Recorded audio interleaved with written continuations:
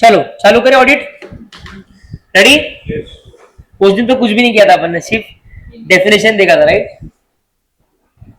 है ये किसी कोई है जो बोल सकता है definition? Anybody wants to try? Anybody wants to try? Audit definition very easy.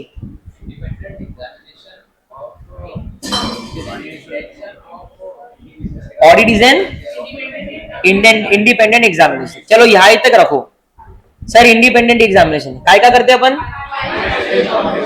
किसकी? एंटिटी की। अब वो एंटिटी कैसी हो सकती है? साइज और लीगल फॉर्म उसका कुछ भी हो सकता है। विद अ व्यू, क्यों कर रहे हैं अपन ये? With a view to express an opinion there. Okay definition, ठीक है। चलो उस दिन अपन नहीं कर पाए, आज हम लोग बहुत कुछ करने वाले हैं। वी आर स्टार्टिंग एट 9:25, ठीक है। Daily we will start at 9:15 only.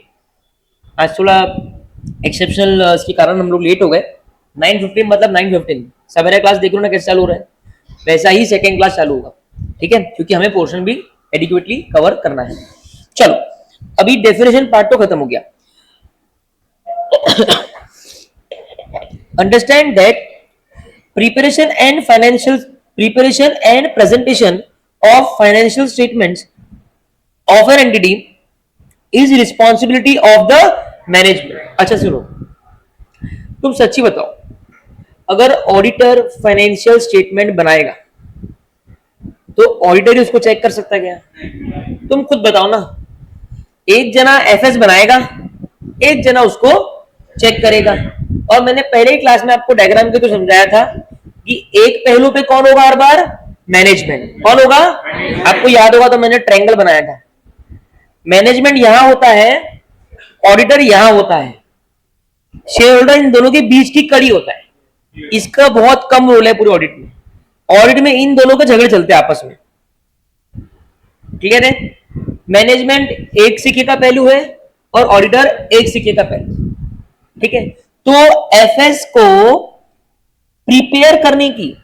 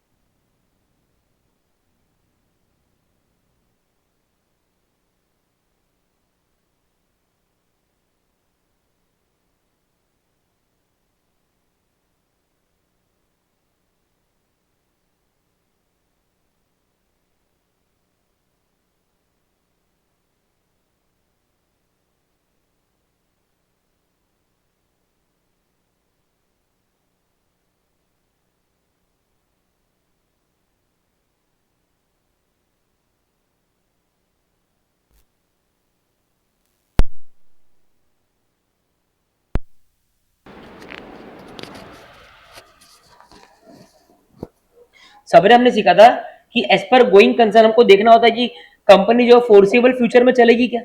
अब अगर आपको क्लाइंट के इकोनॉमिक एनवायरनमेंट की जानकारी नहीं है या आपको इकोनॉमिक समझ में नहीं आता है, तो आप ये जान पाओगे कि ये कंपनी गोइंग कंसर्न है या नहीं है। आप बताओ, अभी आजकल कितने स्टार्टअप हैं, है ना। आपको पता है ये लोग पैसा बर्न कर रहे हैं, है ना। ये लोग दुनिया भर के ऑफर्स दे दे के सब नुकसान में है। स्विगी नुकसान में है, जोमेटो नुकसान में, सब नुकसान में है। यस, सबसे बड़ी चिंता ऑडिटर की क्या होती है कि ये इतना नुकसान में है तो ये कल जाके बंद नहीं हो जाएगा क्या, है ना। इसको बोलते हैं क्लाइंट का इकोनॉमिक एनवायरनमेंट। किंगफिशर किंगफिशर का सबसे बड़ा प्रॉब्लम ये था कि विजय माल्या का, जो उसका मालक है, उसका खुद का पर्सनल लोन बहुत ज्यादा हो गया था। अगर ऑडिटर उसकी इकोनॉमिक एनवायरनमेंट को बराबर रिव्यू करता तो शायद बहुत पहले ये चीज समझ में आ जाती कि आज ये तो कल हैंड्सअप करने वाला है, मतलब बैंकरप्ट होने वाला है, पैसा डुबाने वाला है। तो वो इसलिए बोलता है कि ऑडिटिंग एंड इकोनॉमिक्स। देखो क्या बोलता है, ऑडिटर से एक्सपेक्टेड है, बोले क्या एक्सपेक्टेड है, to be familiar with the overall economic environment of the client के ओवरऑल इकोनॉमिक एनवायरनमेंट से वो फेमिलियर रहे। ऑडिटिंग एंड अकाउंट्स, उसमें क्या था, overall accounting process. Auditing and law, business laws. Auditing and economics, overall economic environment, overall economic environment. Clear है। चौथा, auditing and behavioural science. क्या बोलता है, ऑडिटिंग एंड बिहेवियरल साइंस। अब देखो सुनो, बहुत प्यारा कंसेप्ट है। आज मैं आप लोगों से डील कर रहा हूं, है ना, आप लोग मेरे से डील कर रहे हो, करेक्ट है। अब मैं हर बंदे को चिल्ला चिल्ला के काम कर सकता क्या, है ना। हर बार डांटना ही सही ऑप्शन है क्या, कभी कभी डांटना ही पड़ता है, कभी कभी प्यार से मोटिवेट भी करना पड़ता है, कभी कभी आपका अप्रोच समझना पड़ता है कि आपको क्या दिक्कत जा रही है, राइट। इंसान को डील करने के तरीके हैं। अब आप ऑडिटर के नजरिए सोचो कि कल जाके आप ऑडिटर बन जाओगे तो आपको क्लाइंट से डील करना है, मतलब मैनेजमेंट से, कभी कभी ओनर से डील करना पड़ेगा, कभी कभी आपको गवर्नमेंट से भी डील करना पड़ेगा। यस, आपको खुद के स्टाफ से डील करना पड़ेगा जो साथ में ऑडिट करने जा रहा है। आर्टिकल्स, जो बेचारे बच्चे हैं, इंटर क्लियर करेंगे, सीए भी नहीं है। यस, तो ऑडिटर को बिहेवियरल साइंस आना चाहिए कि हाउ टू बिहेव, कैसे लोगों से काम निकलवाना। समझ रहे हैं, है ना। अगर मान लो कोई गरम जोशी वाला ऑडिटर है और वो जाके डायरेक्ट मैनेजमेंट पे चिल्ला रहा है, तुमने ये कर दिया, तुमने वो कर दिया, तुमने वो कर दिया, बात बनेगी क्या। हाँ, हो सकता है उसकी कंप्लेंट हो जाए आईसीआई को। यस, हो सकता है अगले साल उसको ऑडिट ना मिले, हो सकता है उस साल का ऑडिट कंक्लूड ही ना हो। तो बोलता है नॉलेज ऑफ ह्यूमन बिहेवियर, इंसान के बिहेवियर की नॉलेज। अब देख समझ लो, मैं ऑडिट करने जा रहा हूं, ठीक है। तो कार्तिक इन्वेंटरी सेक्शन का मैनेजर है। अब मेरे को चेक करना है कि इनके बैलेंस शीट पे लिखा है कि इनके पास में ये मोबाइल के 10,000 स्टॉक्स हैं, पड़े हैं। तो अब मैं फिजिकली चेक करूंगा ना। मैं गया, मैंने कार्तिक को बोला, कार्तिक वो स्टॉक दिखाओ मेरे को 10,000, वेरीफाई कर लेता हूँ, मेरा काम खत्म होता है। तो ये क्या, अरे सर आप अभी तो आए, बैठो तो सही। चाय मंगाया, समोसे मंगाया, 2 घंटा टाइम पास कर रहा है, लेकिन स्टॉक नहीं है, स्टॉक नहीं दिखा रहा है, स्टॉक नहीं दिखा रहा है। मतलब भाई स्टॉक तो दिखो। सर आपको एक काम करता हूँ, आज 100 पीस दिखा दो, कल 100 पीस दिखा दो, आप थक जाओगे सर 10,000 देख देख। अब क्या है, इसके बिहेवियर से कहीं ना कहीं आपको अंदाजा लग जाना चाहिए कि दाल में, इसको बोलते हैं बिहेवियरल साइंस। कि एज एन ऑडिटर आप ऐसे बहुत सारी चीजों को एनकाउंटर करोगे जहां पे आपको लोगों के हाव भाव से समझना पड़ेगा कि क्या इशू चल रहा है। यस, तो knowledge of human behaviour is essential for an auditor to effectively discharge his knowledge of human behaviour. ये हमारा पंचवर्ड है। तो ऑडिटिंग एंड अकाउंट्स, उसमें क्या था, ओवरऑल अकाउंटिंग प्रोसेस। सब लोग पार्टिसिपेट करेंगे, यही पे लर्न करेंगे। ऑडिटिंग एंड लॉ, उसमें क्या था, business laws. Auditing and economics, overall economic environment. चौथा auditing and behavioural science, knowledge of human behaviour. Done. ये जो अभी अपन क्रक्स वर्ड बोल रहे हैं ये क्या है, आपके नोट्स के एरो वाले वर्ड है, ठीक है। तो आपको ये कंफ्यूजन नहीं होगा सर मैं एरो में क्या लिखूं, मैं बता रहा हूं। चलो अगला, इस पेज का आखिरी वो है स्टैटिस्टिक्स और मैथमेटिक्स, मेरे को बिल्कुल नहीं आता है, ठीक है। तो ऑडिटर बहुत सारे चीजों को नहीं आता, स्टैटिस्टिक्स और mathematics. Auditor is also expected to have knowledge of statistical sampling. अब होता क्या है सुनो, मान लो मैंने बोला इस फोन के 10,000 स्टॉक्स हमको चेक करने हैं, राइट। अब तुम सच्ची बताओ मेरे को, is it really possible to check this 10,000 piece, है ना। ये तो मैं एग्जांपल लिया हूं, कभी आंख बंद करके रिलायंस की इन्वेंट्री सोचना कितनी है, क्या प्रैक्टिकली पॉसिबल है, नहीं सही बात है, सही रिएक्शन है वो, इट इज नॉट पॉसिबल। तो क्या होता है, हम है ना सैम्पलिंग यूज करते हैं, क्या यूज करते हैं, सैम्पलिंग यूज करके। क्या होता है आजकल तो सॉफ्टवेयर है प्रैक्टिकल वर्ल्ड में, आप उसको डेटा दे दो, वो आपको निकाल के दे देगा कि आपको क्या क्या चेक करना है, उसको बोलते हैं सैंपल। तो अब 10,000 मत चेक करो, सिर्फ ये 100 या 200 पीस चेक। तो उसमें ऑडिटर यूज करता है स्टैटिस्टिकल सैंपल, ये मैन्युअली यूज नहीं होता, सॉफ्टवेयर है इसकी। और पूरा जो ऑडिट है वो सैंपल के ऊपर है। कंप्लीट ऑडिट जो आप आगे करने वाले हो सीए बनने के बाद, आप पूरा पॉपुलेशन कभी चेक नहीं करते, मतलब पूरे 10,000 यूनिट कभी चेक नहीं हो सकते, आप पूरा ऑडिट सैंपल के बेसिस पे करते हो। इसी के लिए मैंने 10 मिनट पहले क्या बोला कि आप चेक वर्ड नहीं यूज करते, क्योंकि आप 100% satisfaction.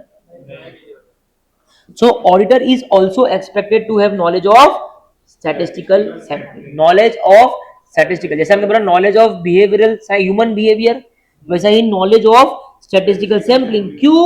For meaningful conclusions and mathematics for verification of, बोले मैथमेटिक्स का नॉलेज क्यों चाहिए, ताकि वेरिफिकेशन ऑफ इन्वेंट्री हो पाए। मतलब क्या है, अभी मैथमेटिक्स अभी 10,000 चेक करना है, मैं कार्तिक मेरा आर्टिकल है मैंने भेजा, अभी तू जाके इन्वेंट्री चेक कर गया, अब वो चेक कर रहा है 1 2 4, अरे 3 का गया, तेरे को आना चाहिए ना 1 2 3 काउंट करना। मैथमेटिक्स क्या है, प्लस माइनस डिवाइड और मल्टीप्लाई, यही तो है mathematics, plus minus divide multiply. तो इन्वेंट्री जैसी चीजों को एग्जांपल दिया, इन्वेंट्री ऐसी बहुत सारी चीजें होती है, उनको चेक करने के लिए आप क्या चेक, आपको क्या होना चाहिए, मैथमेटिक्स का नॉलेज। अब अपन अकाउंट में सम सॉल्व करते हैं, तो बैलेंस शीट टैली करते ना, बैलेंस शीट टैली करने में अकाउंट का कोई नॉलेज है क्या, नहीं, वो सिंपल मैथ्स है, पीपी कितना है, एसेट कितना है, ये कितना है, टोटल कितना आ रहा है, यस। तो वो बोलता है कि मैथमेटिक्स का नॉलेज आपको क्या के लिए होना चाहिए, वेरिफिकेशन ऑफ इन्वेंट्री के लिए। और स्टैटिस्टिकल सैंपलिंग का नॉलेज क्यों होना चाहिए, फॉर मीनिंगफुल कंक्लूजन्स, ताकि आपको 10,000 में से वो मीनिंगफुल 200 निकाल के दे कि इसको चेक कर ले। क्लियर है, पहला क्या था, अकाउंटिंग, दूसरा लॉ, तीसरा इकोनॉमिक्स, चौथा, पांचवा, ठीक है, accounts, law, economics, behavioural science और स्टैटिस्टिकल सैंपलिंग। कोई डाउट, ठीक है, ये 5, अभी 3 और है, टोटल 8 है, ठीक है। अब देखो डेटा प्रोसेसिंग, डेटा प्रोसेसिंग। अब क्या है ना कि आजकल सारी इंफॉर्मेशन कहीं पे है,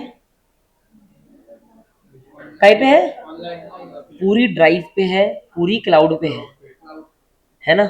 आप जितनी बड़ी कंपनी, अभी डीमार्ट है, डीमार्ट का एक भी चीज फिजिकली मेंटेन होता होगा क्या, होता होगा क्या, मतलब आपको पता है प्रोसेस क्या है, जैसे ही आपने वहां पे बारकोड स्कैन कराया, आपने पैसा दिया, उसने पंच किया, तो आपने देखा होगा वो अगर कैश दिया तो वो ऑटोमेटिक ओपन होता है कैश बॉक्स, तब तक वो खुलता ही नहीं है,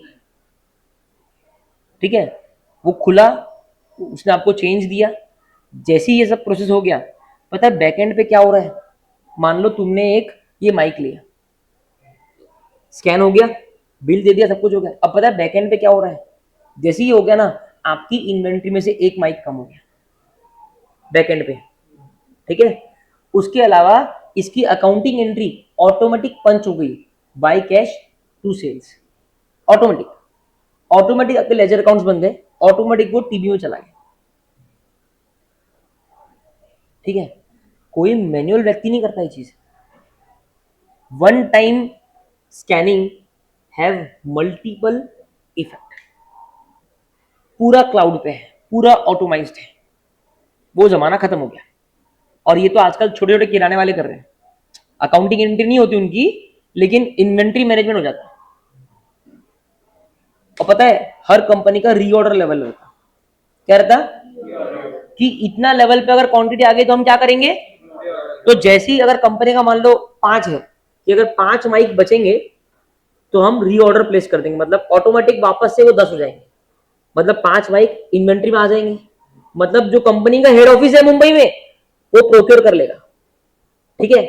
तो जैसे ही मैंने पंच किया, हम सबने पंच किया, 5 माइक पंच हो गया ना, ऑटोमेटिक इन्वेंट्री 5 पे आ गई, ऑटोमेटिक हेड ऑफिस में मेल चल जाता, आपको लोकेशन पे 5 माइक चाहिए, कोई बोलता नहीं है।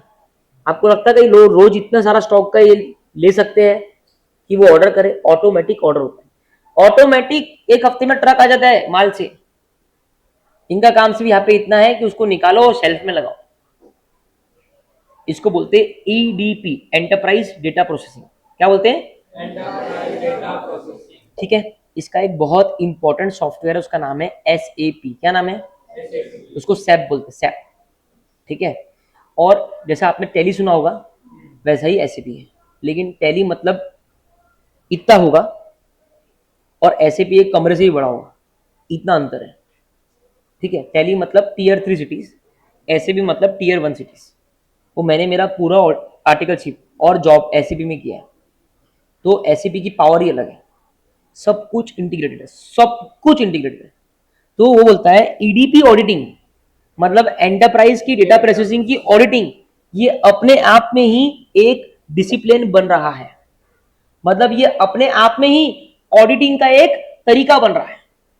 पहले क्या होता था कि ऑडिटर को डेटा प्रोसेसिंग की नॉलेज होनी चाहिए या फिर इंफॉर्मेशन टेक्नोलॉजी की नॉलेज होनी चाहिए। आज तो सीन खत्म हो गया, आज ईडीपी ऑडिटिंग ये नाम का वर्ड चालू हो गया कि हमको ईडीपी ऑडिटिंग करानी है, उसको एक और बोलते हैं सिस्टम ऑडिट, समझ रहा है। तो अब ये कोई दूसरा सब्जेक्ट नहीं है, जैसे ऑडिटिंग और अकाउंट्स अलग अलग सब्जेक्ट है, ऑडिटिंग और लॉ अलग अलग है, बिहेवियरल साइंस अलग अलग है, इकोनॉमिक्स अलग अलग है, स्टैटिस्टिकल मैथमेटिक्स अलग अलग है, लेकिन डेटा प्रोसेसिंग ईडीपी ऑडिटिंग अपने आप में ही ऑडिटिंग का तरीका बनते जा रहा है, समझा, क्योंकि एवरीथिंग इज ईडीपी।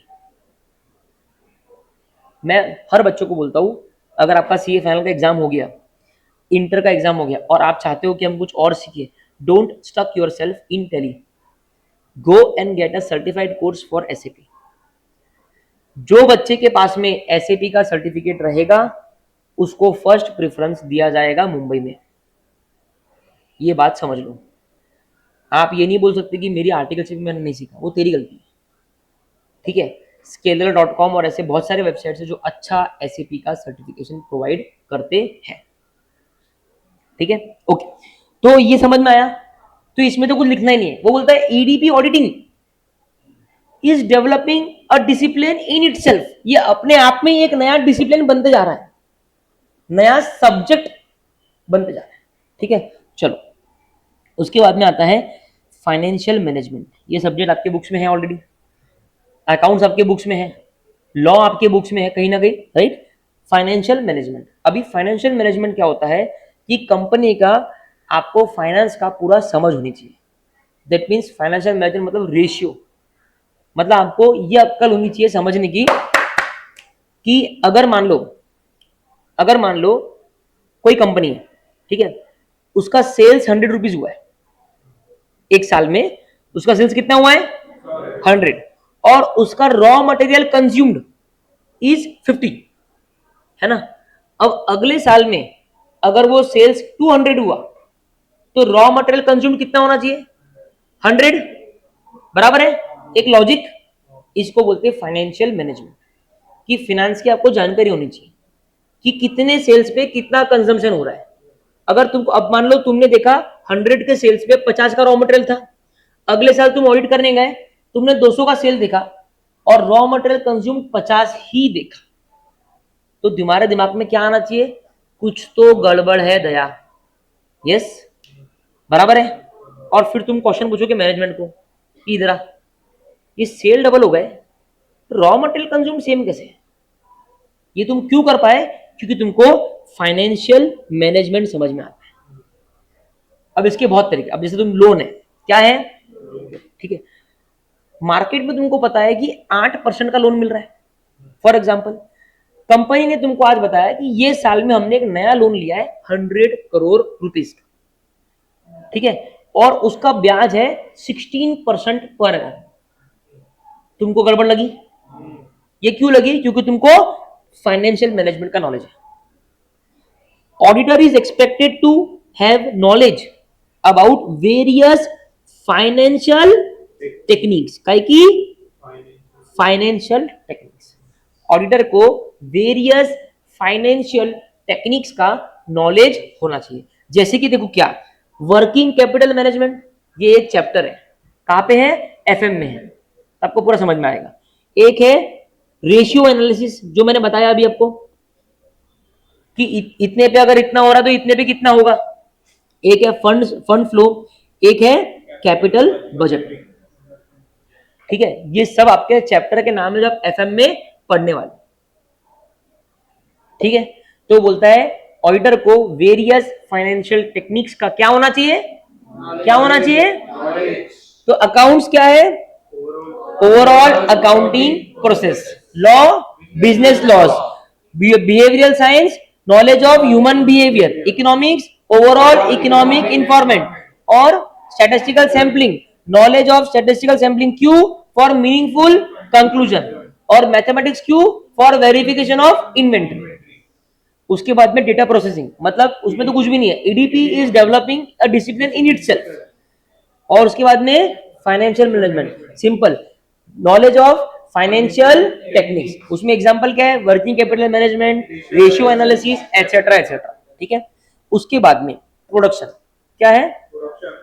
प्रोडक्शन, ठीक है। अभी देखो ये क्यों मालूम होना चाहिए? क्या लगता है कि कोई है बता सकता है क्यों मालूम होना चाहिए? इतना बताने के बाद में ये आखिरी डिसिप्लिन है, एनी गेसेस? कॉस्ट पता चलेगी, ठीक है, राइट। और हाँ बिल्कुल, प्रोडक्शन इतना हुआ, समझो तेरा ओपनिंग स्टॉक 100 है और तूने प्रोड्यूस किया 1000 क्वांटिटी, तूने सेल किया 800 क्वांटिटी, तो क्लोजिंग स्टॉक कितना बचना चाहिए? 300। देखो मत बताओ, इधर देखो बोर्ड की तरफ, 100 का ओपनिंग था, एक मिनट, 100 का ओपनिंग था, 100 के में तुमने 1000 प्रोड्यूस किया, कितना? 1000। फिर तुमने सेल किया मान लो 800 का, तो क्लोजिंग स्टॉक कितना बचना चाहिए? 300। समझ गया ना? 300 बचना चाहिए, क्योंकि 100 पहले था, 1000 बनाया तो 1100 हो गए, 800 चले गए सेल के कारण, बचे कितने? 300। इसको बोलते हैं प्रोडक्शन का नॉलेज। समझ में आया? पक्का समझ में आया? दूसरा देखो कॉस्ट। अब मान ले ये मोबाइल बनाना है, इसमें क्या क्या पार्ट है? हाँ चल, एक निहाल तू बता क्या क्या पार्ट है इसमें? डिस्प्ले कैमरा, तू बता क्या पार्ट है इसमें? मदरबोर्ड और बैटरी, और बताओ दिव्या, और क्या बचा इसमें? Speaker, yes. मी का क्या बचा? प्लास्टिक बॉडी, बॉडी के बिना तो क्या ऐसे अलग अलग पीस थोड़ी देंगे, है ना। ये सब मिला के ये फोन बना, यस। अब देखो कि तुमको पता है, अगर तुमको प्रोडक्शन का नॉलेज है तो तुमको पता है कि मेरा जो क्लाइंट है उसको ये चीज बनाने में ये चीज लगने वाली है। तुम पहली चीज क्या चेक कर सकते हैं कि ये चीज लगी क्या, कि कुछ मिस तो नहीं हुआ। सेकंड, ये सब चीज असेंबल करने के बाद में मान लो तुम देख रहे हो सबके इंडिविजुअल कॉस्ट मिला के हो रहा है, बॉडी का कॉस्ट मान लो 1000 रुपए है, ठीक है। मदरबोर्ड स्पीकर विकर मिला मुलू के 100 रुपए ऐड कर दो, 2000 का कॉस्ट बनता है। तुमने देखा कंपनी इसको सेल कर रही है 1000 रुपए में, तुमको शॉक होगा, तुम कंपनी के पास जाओगे, उसको बोलोगे यार तेरे को 2,000 रुपये लग रहे हैं और तू इसको 1,000 में बेच रही, तेरा गोइंग कंसर्न ठीक है ना? तो क्या बोलेगी, सर मार्केटिंग सर, पहले बर्न करना पड़ता है। अच्छा बर्न है ना, ये पक्का ना? बोला गोइंग कंसर्न सर, टेंशन ही मत लो, ठीक है। तो प्रोडक्शन, राइट। तो वो बोलता है एक अच्छा ऑडिटर, एक अच्छा ऑडिटर वो होता है जो क्लाइंट के बिजनेस फंक्शन को अंडरस्टैंड करता है, क्लाइंट को अंडरस्टैंड करता है। A good auditor is one who understands the client. मेरे पीछे बोला करो, पहले बोल रहा हूं मैं, हाँ, ये यही कि जितना आप क्लास में लर्न करोगे उतना घर पे टेंशन कम रहेगा। ये कुछ चैप्टर्स बहुत इजी है। A good auditor is one who understands the and he is, जैसे कि प्रोडक्शन, उसका कॉस्ट सिस्टम, उसकी मार्केटिंग एटसेट्रा। समझा? ये आपके डिसिप्लिन खत्म हो गए 8, ठीक है। अभी 8 डिसिप्लिन अगर अपन याद रखेंगे, बहुत सिंपल है। सबसे पहले ना अपने सब्जेक्ट बोल लेना, आपको इंटर में सब्जेक्ट क्या क्या है? अकाउंट्स, लॉ और एफएम, ये 3 है। अब कॉस्टिंग से तुमको प्रोडक्शन भी याद आ सकता है। Yes, accounts, law, FM, costing, accounts, law, FM, production, ठीक है। उसके बाद में बिहेवियरल साइंस, उसके बाद में इकोनॉमिक्स, उसके बाद में डेटा प्रोसेसिंग और स्टैटिस्टिकल मैथ। अगर तुम फाउंडेशन की याद रखोगे 2 और हो जाते हैं, इकोनॉमिक्स, स्टैट्स, मैथ्स, ठीक है। फिर ज्यादा बचते हैं, टोटल 8 है। ये क्वेश्चन बहुत फेवरेट क्वेश्चन था बिफोर द न्यू कोर्स। 24 के बाद में आज तक इसको पूछा नहीं, 4 मार्क के लिए पूछ सकते हैं लोग, ठीक है। एक बढ़िया केस बनाएंगे, पूछ लेंगे, बताइए ऑडिटिंग अलग अलग इंटर डिसिप्लिनरी नेचर ऑडिट का क्या है। तो आपको बस ये 8 लिखने हैं और इनका इतना डिस्क्रिप्शन में, दैट्स इट। लिखो question.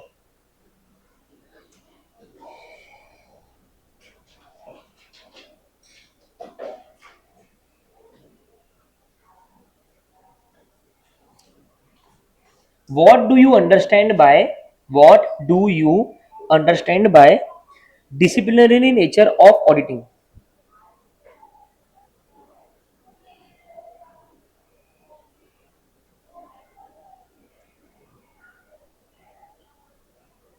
Timer of 50 minutes. And does auditing has relationship with diverse subject? Does auditing has relationship with diverse subject, or or audit can be seen in isolation, or audit can be seen in isolation? समझ में आया कि क्या हम audit को isolation में देखें या इसका दूसरे डिसिप्लिन के साथ में कोई रिलेशन है? तो हम क्या बोलेंगे, ये डेफिनेटली है। और ऐसे 8 है। तुम्हारा होमवर्क क्या है कि तुम ये 8 लिखोगे। कैसे लिखना सुनो, बोर्ड की तरफ देखो कैसे लिखने का, ऐसी लाइन करने का एक, ठीक है, ऐसी लाइन बनाने का 1 2 3 4, राइट। फिर इसके नीचे थोड़ा ऐसा 1 2 3 और 4, ऐसा बनाने का पिरामिड टाइप्स, ठीक है। और जो अपन ने पंच लाइन्स बोले ना, पूरा पूरा अगर लिखोगे तो बनाओ ही मत, सिर्फ पंच लाइन। ये नोट्स हम नहीं पढ़ने वाले, हम पढ़ने वाले ब्लू बुक।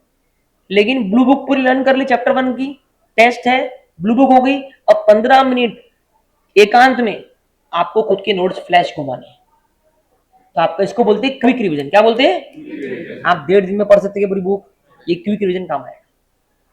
क्लियर है? ठीक है, तो ये हो गया। कितने क्वेश्चन हो गए अभी तक? 3। बहुत बढ़िया, ये नंबरिंग ध्यान में रहनी चाहिए, ठीक है। ओके, अगला सी, अपने पास में अभी यहां से 20 मिनट है, ठीक है। एक अच्छा टॉपिक खत्म होगा।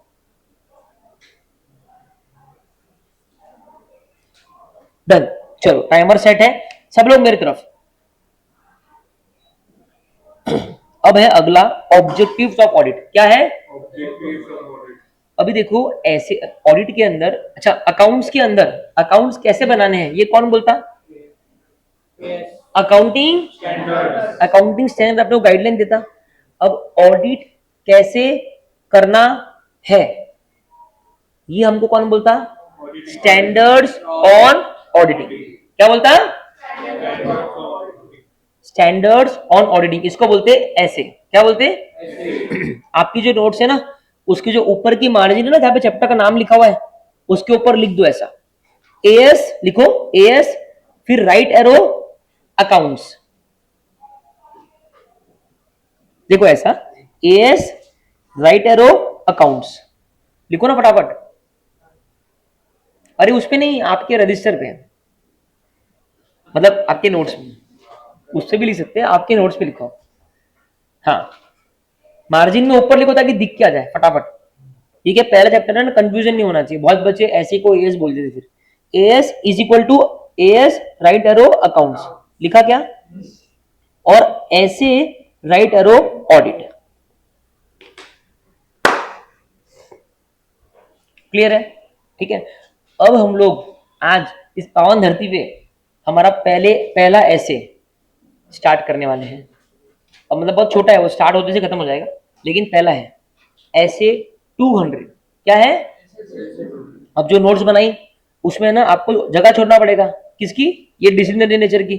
तो आप अपनी अपनी हैंडराइटिंग के हिसाब से जगह छोड़ दो। आपको पता ही है क्या क्या लिखना है, पंच लाइन्स। ठीक है, मैं मेरी हैंडराइटिंग के हिसाब से 30%, 1/3 पेज छोड़ूंगा, हाफ नहीं छोड़ूंगा, लेकिन आपको जो छोड़ना है छोड़ो। बस मेरी ऐसी इच्छा है कि छोटी राइटिंग लिख के आप कम से कम पेज में इसको खत्म करना चाहिए। ठीक है, जगह छोड़ना अंदाज है, अंदाज अगर गलत रहेगा तो आप रिस्पॉन्सिबल रहोगे। ठीक है, आगे बढ़ू। अब जगह छोड़ने के बाद में ऐसा एक देखो, बोर्ड पे ऐसा कर दो, और जिसको अंदाज नहीं बैठ रहा वो थोड़ी जगह और छोड़ देना। ठीक है, अब आप लिखो हेडिंग में ऐसे 200,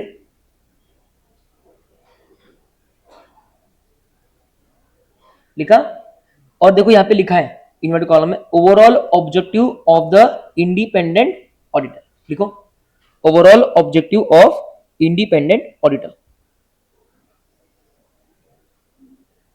and conduct of an audit in accordance with standards on auditing. Board पे लिखा है and conduct of an audit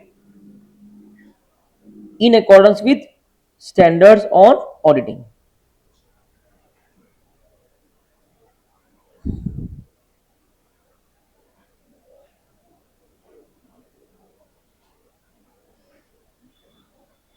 लिख लिया?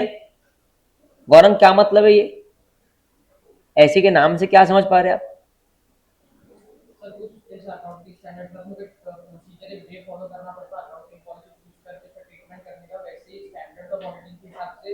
जो ऑडिटर है उस पे क्या ऑब्जेक्टिव है, क्या गोल्स है, क्या लिमिटेशन है, वो सबसे फॉलो करना। तो ऐसे 200 आपको क्या सिखाएगा कि ऑडिटर का ऑडिट करने के पीछे ऑब्जेक्टिव क्या है, क्यों ऑडिट कर रहा भाई, क्यों ऑडिट कर रहा हूं मैं क्यों सीए कर रहा हूं। तो अपने का ऑब्जेक्टिव रहता है ना कि मेरे को सीए बनना है, मेरे को उसके बाद में ये करना है, वो करना है। हर चीज का अगर आपके पास में ऑब्जेक्टिव नहीं है तो वो चीज में बराबर मन नहीं लग पाता। मानते हो ना बात को? जहां तुम्हारा मन नहीं है तो तुम कर पाएंगे चीज वो। तो वैसा ही ऑडिटर को आईसीए ने बोला कि तेरा पहले एक ऑब्जेक्टिव रहना चाहिए। ठीक है, और ते को जो ऑडिट परफॉर्म करना है, कंडक्ट ऑफ एन ऑडिट, बोलो वापस से, और जोर की, और जोर की, इन अकॉर्डेंस विथ, वापस से, वापस से।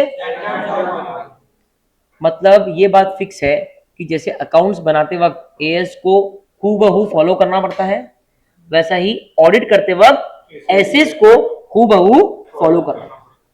क्लियर है?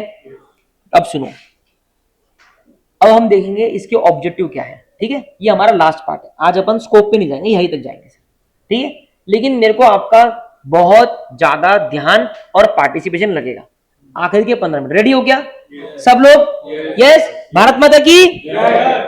टू ऑब्टेन, पहला ऑब्जेक्टिव क्या है? To obtain reasonable assurance. क्या? अब देखो मैंने बोला पढ़ाई हो गई क्या, आप क्या बोलोगे? हाँ सर, मतलब जनरली आपका अप्रोच क्या? हाँ हो गई, मतलब एक सहमा हुआ अप्रोच रहता, एकदम से हाँ हो गई ऐसा बोलता है कोई? नॉर्मली लोग थोड़ा सा हाँ सर, हो गई, मैंने मेरे हिसाब से किया, है ना। कोई बोल रहा हाँ हो गई सर, कुछ ही पूछो, इसको बोलते हैं एब्सोल्यूट अश्योरेंस। मतलब अब तू पूछ के दिखा। रीजनेबल अश्योरेंस में आप कहीं ना कहीं इनडायरेक्टली क्या बोल रहे हो भी सकता है, नहीं भी हो सकता है।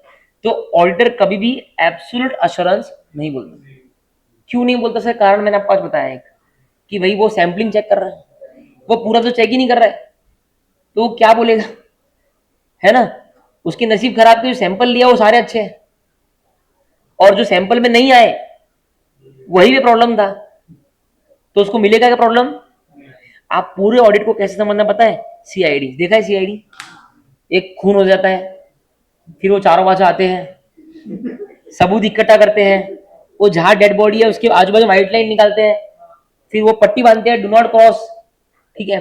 फिर मैक्सिमम टाइम एक आधी पान पट्टी आजू बाजू में होती है, जिसने देखा होता है किसके हाथ में चाकू है, फिर अभिजीत उसको पकड़ता है, अगले दिन से पान पट्टी बंद दिखती है, उनका पहला इशारा वो पान पट्टी वाले की तरफ जाता है, ठीक है।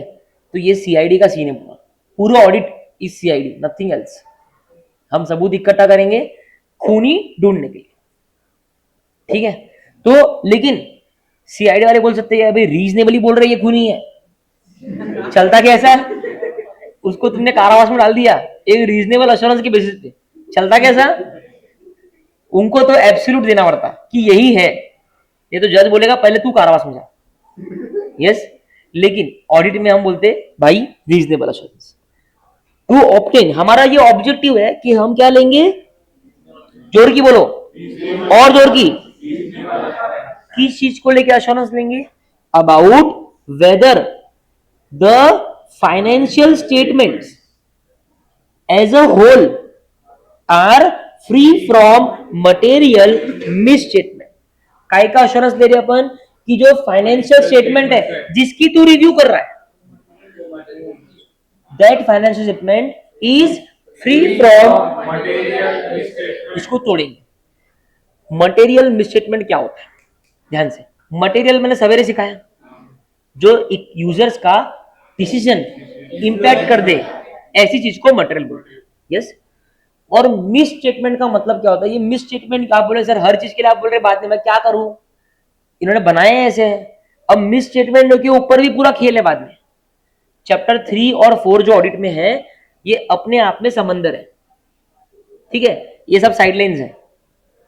तो बच्चा जब ऑडिट में स्मार्ट वर्क करता है और 40-45 लाता है, इनके भरोसे लाता है, ठीक है। और जो बच्चा स्मार्ट वर्क नहीं करता, वो क्या करता, पेपर में बैठ के चैप्टर 3 चैप्टर 4 के क्वेश्चंस देख लेता, और वो बोलता मेरे को कुछ भी नहीं आता।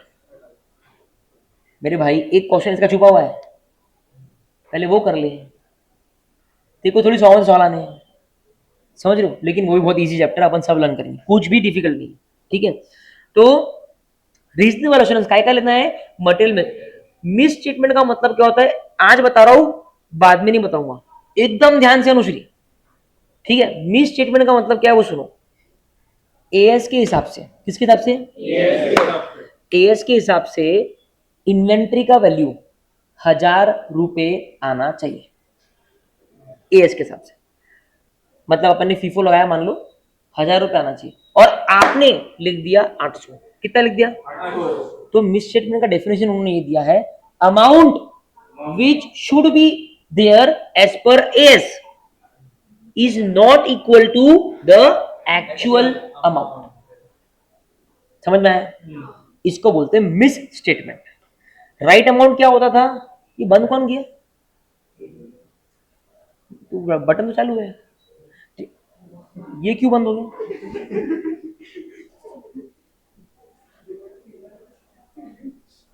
एक सेकेंड ना,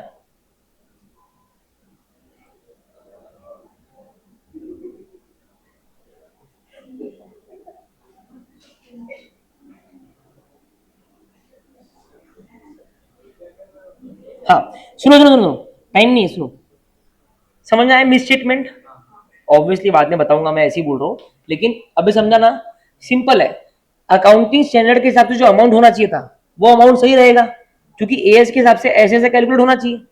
लेकिन आपने जो अमाउंट लिखा that is differing from the amount which should have been there if you have calculated as per accounting ठीक है, अगर ये मिसस्टेटमेंट मटेरियल है तो ये क्या करेगा, यूजर के डिसीजन को, और वो ये गलती के कारण आपके शेयर में पैसा लगा देंगे, और जब गलती उजागर होगी सबके पैसे, समझा। तो आपका ऑब्जेक्टिव क्या है कि आप एक रीजनेबल अश्योरेंस लो कि जो फाइनेंशियल स्टेटमेंट्स है वो फ्री फ्रॉम मटेरियल मिस्टेक। समझ में आया? अब मेरे को सच्ची बता समर्थ कि ये मिस स्टेटमेंट जानबूझ के भी हो सकता है और अनजाने में भी हो सकता है। जानबूझ के करी हुई गलती को क्या बोलते हैं? इंग्लिश में बोल रहा ना मैं, फ्रॉड। क्या बोलते हैं? जानबूझ के गलती कर रहा है मतलब फ्रॉड, और अगर अनजाने में हो रही है मतलब, समझा। तो देखो आगे क्या लिखा है, ये जो मटेरियल मिसस्टेटमेंट है, ध्यान से, ये जो मटेरियल मिसस्टेटमेंट है वो फ्रॉड से भी हो सकता है और, यहां तक कोई डाउट है क्या? यह आपके ऑब्जेक्टिव का पहला पार्ट हो गया। एक बार बोलेंगे बिना देखे सभी लोग, है ना? To obtain reasonable assurance, To obtain reasonable assurance. To obtain reasonable assurance To obtain reasonable assurance. Whether Whether the financial statements the financial statements are free from material misstatement. ये फ्री से लेके मिसस्टेटमेंट तक एक साथ में बोलना होता है, फ्री फ्रॉम मटेरियल मिसस्टेटमेंट। मैं प्यार से FFMM बोलता हूं, ठीक है। और जब जब मटेरियल मिसस्टेटमेंट वर्ड आएगा जिंदगी में, इंटर में फाइनल में, आगे लिख देना फ्रॉड से भी हो सकता है और वेदर ड्यू टू फ्रॉड। ये आखिरी बार है जब मैं ये दो वर्ड को रिपीट कर रहा हूं, फ्रॉड और एरर आपको चिपकाना है मिस स्टेटमेंट के बाद में। क्लियर है? ये अपने ऑब्जेक्टिव का पहला पार्ट है। दूसरा सुनो, ठीक है, ध्यान से फटाफट। Thereby enabling the auditor, enabling the auditor मतलब, इनेबलिंग करना मतलब अब वो सक्षम है, अब वो सक्षम है। जब तक तुम रीजनेबल, हाँ कैपेबल, जब तक तुम रीजनेबल अश्योरेंस नहीं ले लेते तब तक तुम सक्षम रहोगे क्या? जब तक वो पूरे एविडेंस इकट्ठा करके एक अश्योरेंस में नहीं पहुंच जाते सीआईडी में, तब तक वो बोल सकते कौन खूनी है। तो ये रीजनेबल अश्योरेंस लेना ही आपको कैपेबल बनाएगा। Enabling the auditor, thereby enabling the auditor to express an opinion whether the FS are prepared in accordance with AFRF। मैं बताऊंगा आपको, ठीक है। आपने रीजनेबल अश्योरेंस लिया, करेक्ट है, काय के बारे में कि एफएस फ्री फ्रॉम MM है क्या, बराबर है। ये अश्योरेंस लेने के बाद ही आप इनेबल हुए कि आप ये बोल सको कि एफएस AFRF के हिसाब से प्रिपेयर्ड है। अब सर AFRF क्या है? एनीबडी? एफएस कहते हैं कैसे प्रिपेयर होते हैं, किसके हिसाब से होते हैं? फाइनेंशियल स्टेटमेंट किसके हिसाब से प्रिपेयर होते हैं? एएस के हिसाब से। अभी तक तो हमने एएस ही समझा है, जैसा याश्वी ने बोला, वेरी राइटली सेड। एएस तो सिर्फ अपन पढ़ रहे हैं इसलिए एएस बोल रहे हैं। AFRF का मतलब, AFRF is a broader term, उसमें कंपनीज एक्ट भी आ गया, शेड्यूल 3 भी आ गया, ऐसी हर एक प्रिस्क्राइब्ड चीज आ गई जिसके बेसिस पे फाइनेंशियल स्टेटमेंट्स बनते हैं। देखो अगर हम बैंक की बात करेंगे तो बैंक को RBI एक्ट लगता है, ठीक है, लेकिन मान लो रिलायंस को RBI एक्ट लगेगा क्या? नहीं, क्योंकि रिलायंस बैंक थोड़ी है। समझ रहे हो मेरी बात? तो हर एक कंपनी को AFRF डिफरेंट हो सकता है, ठीक है। इसके लिए AS यूज करेंगे ना अगर यहाँ पे तो वो नैरो टर्म है, और AFRF यूज करेंगे तो applicable financial reporting. Financial reporting मतलब फाइनेंशियल स्टेटमेंट्स बनाना, फ्रेमवर्क, समझा। तो आपको क्या बोलना है कि एफएस जो है वो किसके हिसाब से बने हैं? AFRF के हिसाब से बने हैं। और ये आप कब बोल पाओगे? जब आपने रीजनेबल अश्योरेंस ले लिया। तो अगर मैं नट शेल में बात करूं मेरी तरफ, ठीक है, नट शेल में अगर बात करूं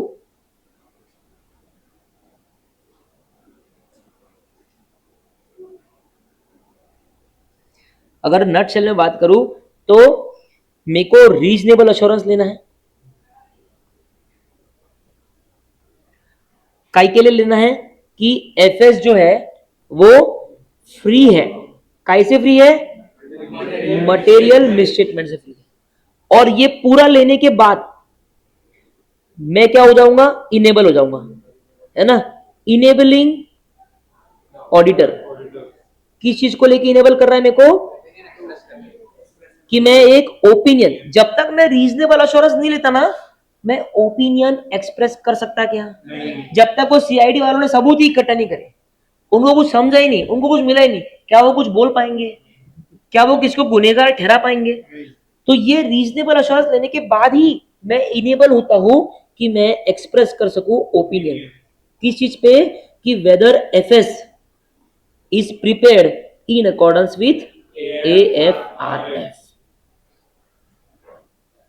समझा? पक्का? ठीक है। ऑब्जेक्टिव का आगे का पार्ट अपन कल करेंगे, छोटा सा जो एक लाइन बचा है, और कल अपन स्कोप और आगे इनहेरेंट लिमिटेशंस और वो सब पे आगे बढ़ेंगे। ठीक है। आप कल आओगे तो प्लीज इतना रिवाइज करके आना जरूर से। अभी तक जितना हुआ है, तीन से चार क्वेश्चन जो है ऑब्जेक्टिव आधा ही हुआ है। मैं इन तीनों में से किसी एक क्वेश्चन को आपको क्लास में लिखने बोलूंगा। ठीक है। तो तीनों क्वेश्चन आप लर्न करके आना। यस? कोई डाउट? ठीक है, थैंक यू।